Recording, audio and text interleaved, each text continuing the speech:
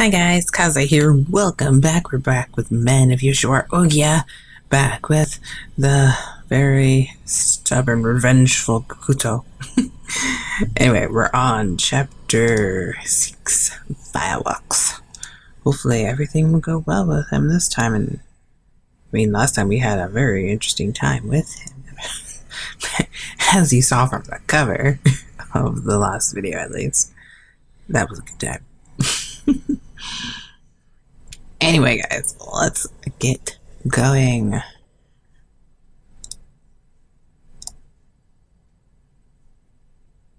After everything, Gakuto embraced me closely for a long period, without saying a word.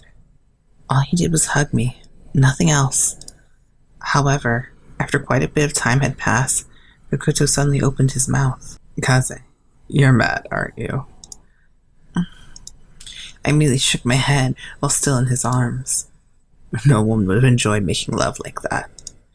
No, I wonder what the best thing to say was. There was no real way I could explain these feelings of mine. I'm a failure as courtesan now. Gakuto, I really don't have any regrets. I just want to help you out as much as possible. I want you to put your mind at ease. You're still going to talk to me like some kind of saint. No, that's not it. Then what is it? I had a desire deep within, a desire to fall in love with you. Was he trying to make me say it out loud? I think everyone would like that. Was that what he wanted? Whatever, I'm done with it. Don't say that.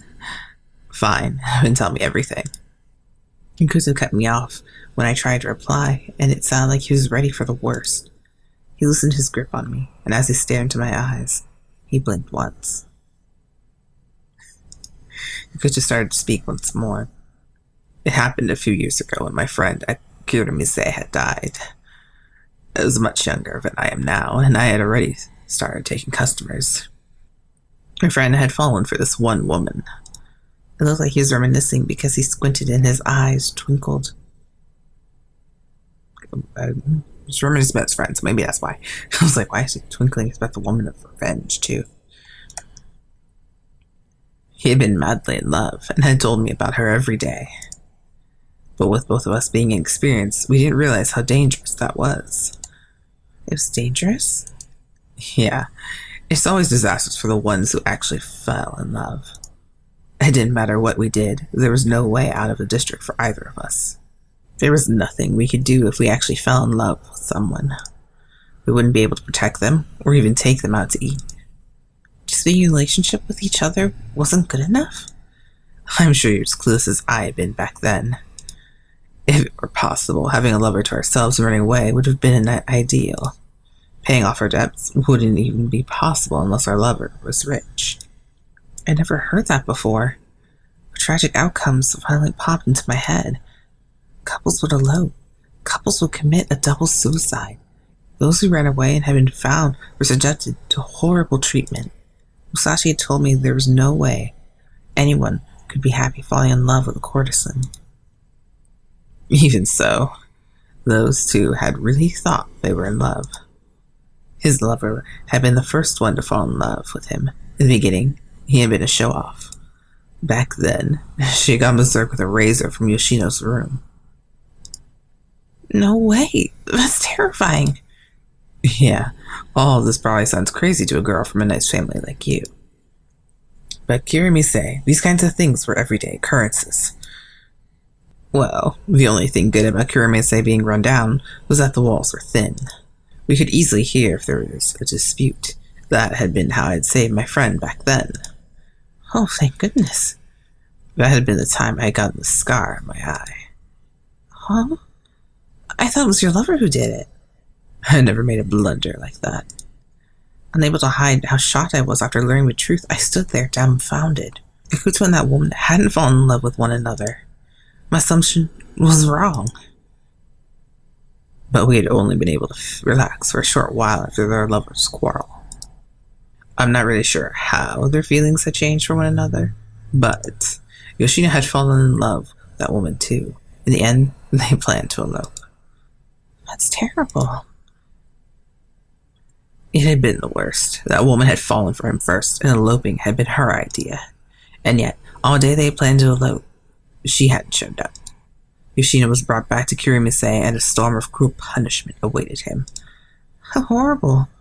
Why hadn't his lover shown up? Like I know. I'm sure she had been too afraid to go through with it. A lot of couples back out on the day they're supposed to elope because of fear. Just because she'd been afraid. How could she have done that? But that goes to show that there are women like that in the world. They're the type who live carelessly while their lovers suffer. Does that mean Yoshino lost his life because of this cruel punishment? Yeah. I think I totally changed his voice around. I'm so sorry. That's why I'm absolutely determined to get revenge on that wretched woman. If I don't, there's no way I could ever repay Yoshino for his kindness. I could tell Gakuto's heart was burning with hatred as he spoke in a low voice. His eyes were shining with a glint of light, but I was sure it was because of his upsurging emotions. I've had a grudge against that woman ever since then. She hit herself with my buddy's razor when we'd fought with each other. You'll help me search for her, right? Let's see if there's this thing. I kind of met her already. Sorry. Gakuto grabbed my shoulders tightly. He hated that woman from the bottom of his heart, determined to get revenge on her. I knew that, but what was he going to do about it? I told him that... I can't. I don't understand. All right. I can't. I still can't. No. I can't. Why? You understand now I'm searching for her, right? But... He impatiently bit his lip. To begin with, do you know why I got into Ohgiya and became one of their top courtesans? Huh? It was all to exact my revenge. If I stayed in Kirimise, it would have been impossible for me to find her. I need to go to a bigger place, take lots of customers, and gather more information. That was all I had ever thought about. I couldn't believe it. He had become a high-profile courtesan just to accomplish his revenge. The more I tried to understand him, the more his resolve overwhelmed me. It felt like the sole reason for his life was to exact his revenge. I realized I was crying for the second time tonight. Why are you crying? I thought I could help you somehow. I really thought I could ease your troubles, if only a little. But now, I know how foolish that was. I didn't even understand your situation. Kaze. Gakuto slowly reached over to me, gently wiping the tears from my cheeks. His hand was so warm and gentle, yet was he really so strongly bent on revenge? Recently, I've been thinking about the past far too much. After meeting you, I've thought about it over and over again. Why? He slid his hands on the back of my head to gently pull me closer. With my head against his chest, Gakuto stroked my hair without saying a word. Many of my customers have said that I'm a heartless man, but in the past, I've been sincere with my customers and friends. I even opened up to them.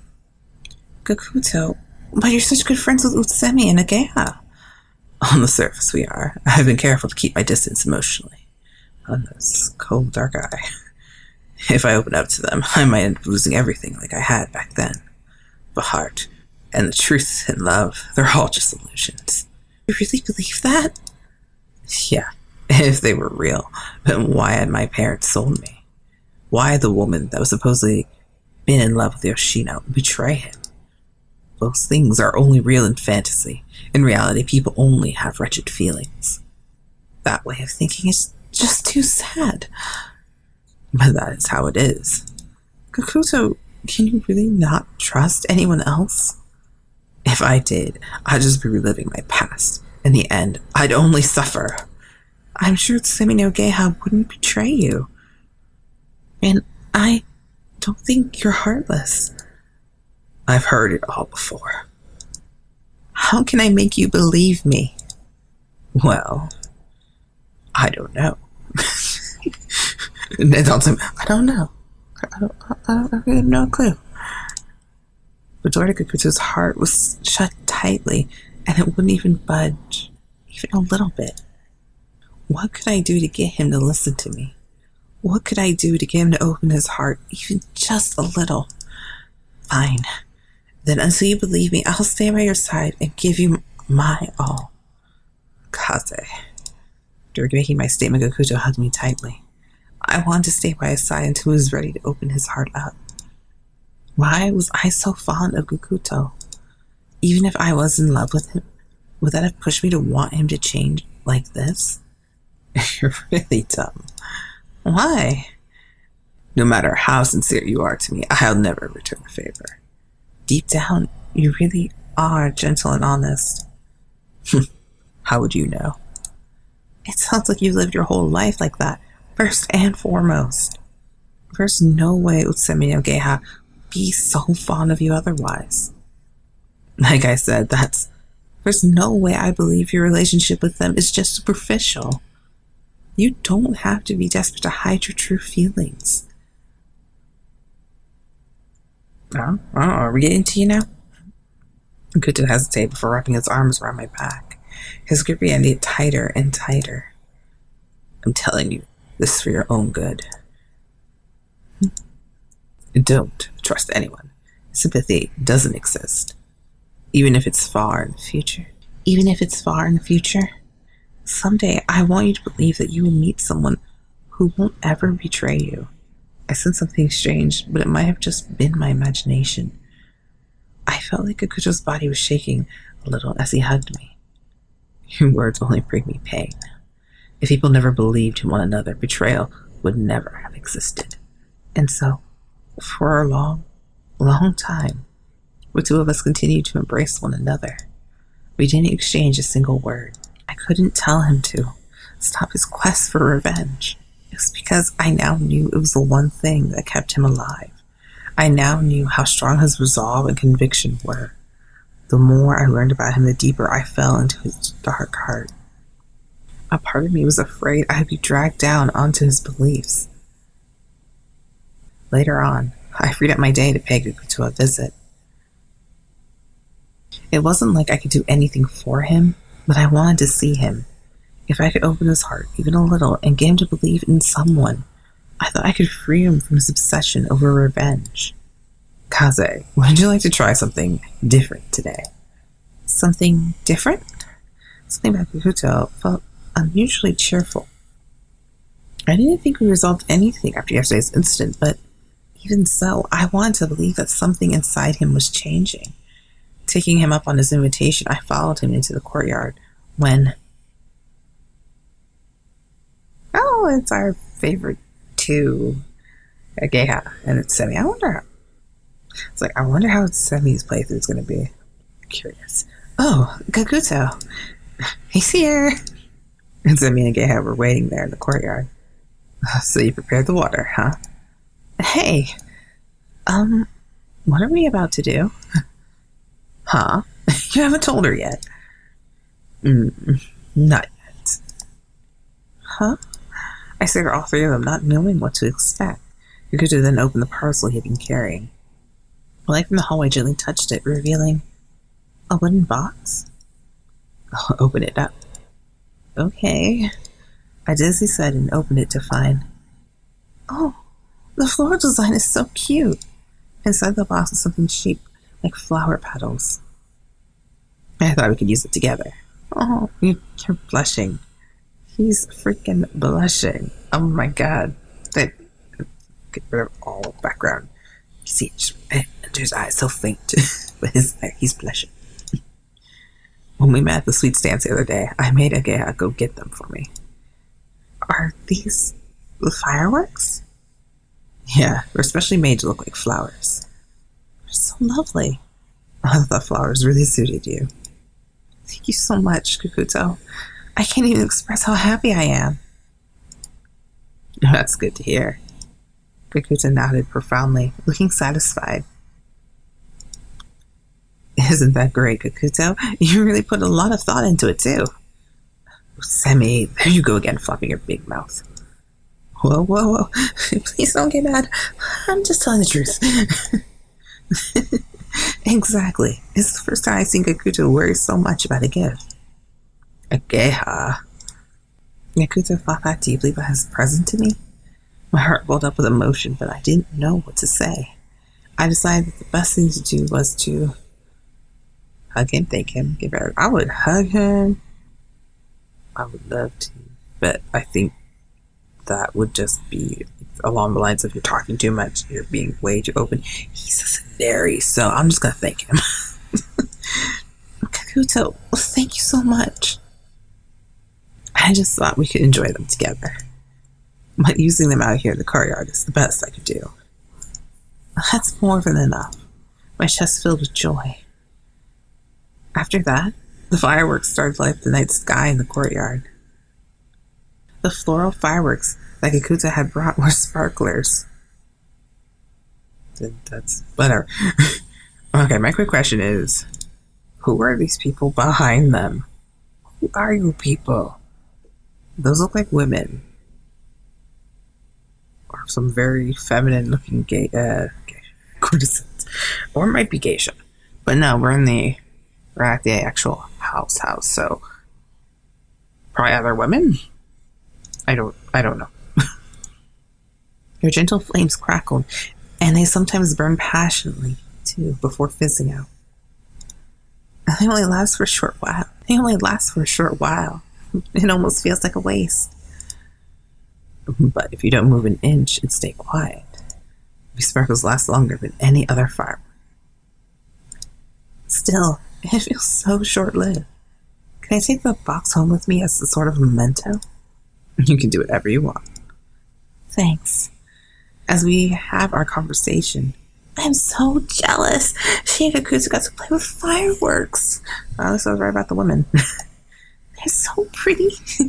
They make a cute couple, too. Before I knew it, all sorts of female customers were gathering in the courtyard. What's this? Fireworks sure are refined. Aren't they? High-profile persons really know how to make a woman happy. At least for her. These floral fireworks are very cute indeed. It's too cute. Chic, even. More and more people gathered around to watch. I realized that fireworks in the Pleasure District would be a rare sight to see. Buying a man just to play with fireworks together was strange in itself. Nevertheless, it was an exciting experience for me. You sure you're having fun? I am. It's been years since I played with fireworks. It really suits you. The fireworks suits me? Her eyes drove off, with sparklers quietly lived out her last sparks.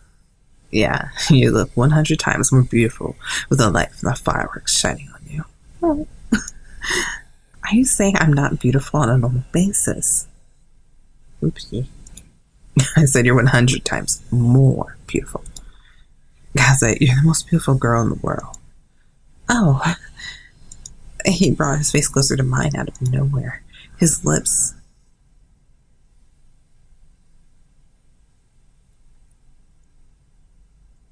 My lips burned as Gakuto gently placed his on top of mine. I couldn't believe it. Everyone was watching us. Feeling utterly embarrassed, I quickly hid my face. After doing that, I soon realized that the sparkler had gone off. Oh, this is your fault, Gakuto. I brought out those words without thinking. It looks like you have no luck playing with fireworks. But this is your fault. We continued having fun with the fireworks for a bit longer. After that, we returned to Gakuto's room.